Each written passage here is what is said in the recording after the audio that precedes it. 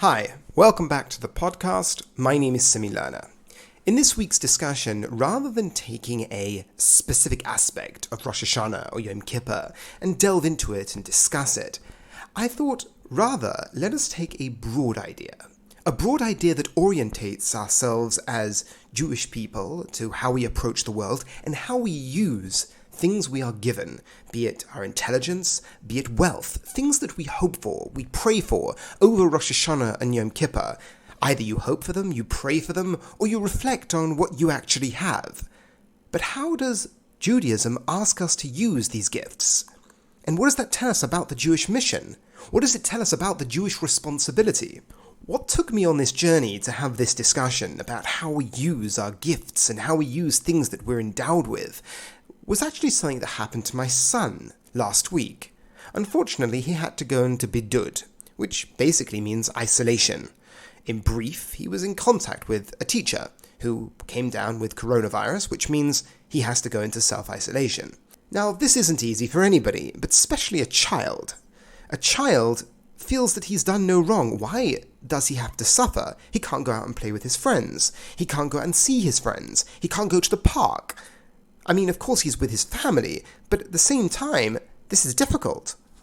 But also appreciate the difficulty of trying to explain to him why it's important that he does this when he doesn't actually have a choice. Because in general, when we are encouraging our children, it's because of what they're doing. Here, it's for what he's not doing. There's something counterintuitive about that, especially for a child. I'm not doing something, I'm suffering, but somehow this is a good thing. But there's nothing wrong with me. This is when the school sent him like what you would call a pekala, or a package before Shabbos, with some nush inside it, which was really very sweet, but also the letter that came with it. It was a letter of encouragement. The teachers or the headmaster or the principals of the school told my son that he was exhibiting a character trait of strength. He was a gibor. A gibor means someone who's strong. And he was exemplifying the midah, or the characteristic known as gevura, which is from the same word, strength, but it's referred to as a character trait in a specific way because you exhibit strength in your character by holding back, by withholding that which you could do. That is a sign of strength in a description of a person's character. Yes, at times it involves stepping forward and moving, but at times it refers to holding back. When you refer to someone as being strong, sometimes it means because they held back. And they told my son that the suffering he's going through is for the protection of Klal Yisrael, the protection of the Jewish people, because, as he knew, this pandemic is rife across Israel right now. And that means he can't go to the shops, he can't go to the park. But they imbued his experience with meaning. They told him he's exhibiting this character trait. He is being strong, and that strength that he's showing is protecting people. So he's not just sitting at home. He's protecting people. That idea of imbuing meaning into his suffering, imbuing meaning into something that's difficult, this character trait of being a gibor, being strong, is something we all want. We all want to be strong. The question is, how will we live that out? And that is really the discussion I'm going to have from Rav Hirsch's description of gifts we receive. This also is a beautiful discussion because it allows us to go across a span of Jewish thought. Rav Hirsch draws on the prophets, the Nevi'im, in their description of the gifts we ask for from God. And the three that play the most prominent role are that of strength, that of wisdom, and that of wealth. And Rav Hirsch describes how these gifts that we ask for, and we do this over Rosh Hashanah, however you relate to the idea of prayer, in some way, shape or form, you reflect on the idea that you want things to go better this year, be it from the point of view of your education, your mind, your health, your body, and your wealth and your ability to make a living. We all want things to be better in the year to come. But Rav Hirsch's description about where this goes falls into a greater philosophy of Judaism. So just to recap, the idea of gevura, of strength, came to mind because of the story with my son. But this character trait of strength is just but one of the gifts we ask for. We also ask for wisdom and wealth. But where should they be going? What is their ultimate goal? And this answer paints a broader picture of Judaism's message. So just to go through the levels. The first is the simple gift that we ask for. We ask for wealth, we ask for wisdom, we ask for strength. The next level is, what should their goal be? How should we be orientating these gifts that we receive? And the third level, how does this paint a picture of a Jewish philosophy? Paint a picture of Judaism's journey. That is what Rav Hirsch does with this description. It also allows us to illustrate the neutrality of these gifts, let's call them. Wealth or intelligence or strength in any capacity on its own is uninteresting. The question is how it is used. A good description of this is in the Bible we discuss different people. And different people are called a gibor, a strong one. The question is, how do they use that strength? And that really is what distinguishes for us a villain and a hero. Someone who is a champion of the good or is a champion of evil. What I mean is that if you champion the good, it means you're exhibiting strength in the pursuit of what is good. A good example of this is a character called Nimrod. From early on in the Bible, just after the story of Noah and the Ark, there was a king or a leader called Nimrod. And he's known as one of the villains in the Jewish worldview. Now the question is, why he was described as a gibor, a strong one, but the description that is given about how he used that strength was that he would capture people. He would steal people the way it's understood. He was a kidnapper. He would use his strength to entice, to grab, to trap. That isn't the way we should be using our strength. That isn't the ultimate goal of strength. So let us break it down. The ultimate goal of these character traits, the ultimate goal of these gifts that we focus on over Rosh Hashanah and Yom Kippur, we reflect on what we have and what we want in this collection. Let us begin with strength. How should strength manifest itself?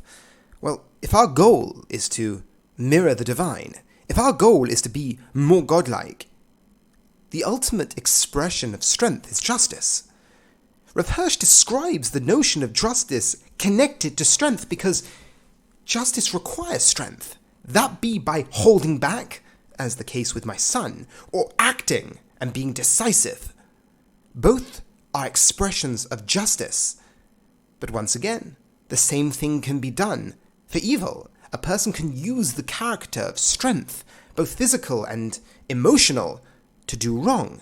But we are called upon to live out this notion of strength in mishpat, in justice. What about chokhmah, wisdom? Wisdom's ultimate goal from a Jewish perspective is chesed. The wise can be cunning, but also the wise can use his intelligence, use his wisdom to be able to do good. Because without the knowledge of what is the case, without wisdom, you can't be good. I refer you back to last week's discussion where we talked about the primacy that the request for wisdom takes in Jewish liturgy, in Jewish prayers. Because without wisdom, you cannot act moral. And the moral world of chesed, of the acts of doing good, require wisdom. But once again, you can be cunning, you can be deceitful, you can be abusive with intelligence. But the Jewish calling is to use it in chesed, in pursuit of the moral. So we begin with gevura, gibor, strength, and that lives itself out in mishpat, in justice. We had chokhmah, wisdom, which lives itself out in chesed, in the moral life. And lastly, we have wealth. Now this really is the clincher, because those first two, once again, abstractly characterize the Jewish mission. Avram Avinu, the forefather of the Jewish people, was called upon to be a blessing to the world, and practice justice and righteousness, loving kindness. This is what his calling was. And that is the calling of these first two pillars, let's call them. But what's the next one? Wealth, ashirus, wealth. How is that gift to be used? Well, that gift is supposed to be used in tzedakah, in charity. Now, why is that so key? Because that finishes off the Jewish story. In the living out in this world, Judaism isn't a religion that remains in the abstract. Abstract beliefs in God or abstract wants to do good are not interesting from the Jewish standpoint. It is how you live out your world. It is how you live in the world, how you create the world around you, how you interact between people, is what matters in Judaism, in combination with the abstract, never in isolation. And that is the Jewish story. We begin with justice, righteousness, and then the living out with charity of tzedakah. And that is the Jewish journey. As almost a side caveat, we're talking about gifts that we're asking for, which means these gifts are legitimate, meaning it is legitimate to want to be wealthy. It is legitimate to want to be intelligent and strong. We're not aesthetics. We don't move away from the world and wish that we were meek and small and weak. No. We hope for gifts, but we hope to use these gifts in the ways of the righteous, to live it out in the world.